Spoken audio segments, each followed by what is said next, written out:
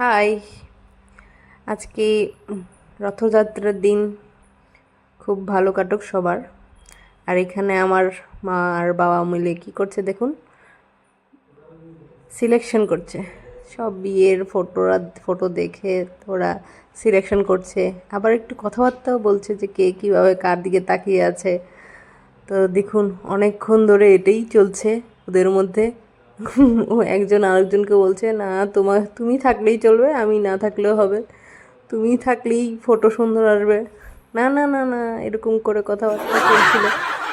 আর আজকে দিনটা তো ভালো, রথের সবাই যে রথ নিয়ে টানাটানি করবে ওটা দেখুন।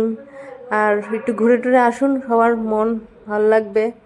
আর আমরা তো ঘরেই আছি, দেখুন আমরা 4 জন মিলে, আমরা ফ্যামিলিটা ছোট্টখাট্ট একটা ফ্যামিলি, বসে বসে ফটো সিলেকশন করছি। আমি দেখছিলাম, আবার ভিডিও করছিলাম, করে কি আর করব, এটা আপনাদের সাথে শেয়ার করলাম।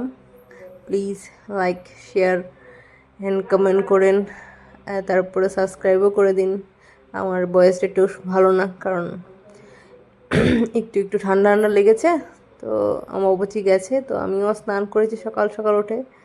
তো আর কি আর করব, হয়ে গেছে, এখন আর কিছু করার নেই, ঠিক হয়ে যাবে হয়তো। এই গলাটা একটু এরকম এরকম কষ্ট করে শুনে নেবেন।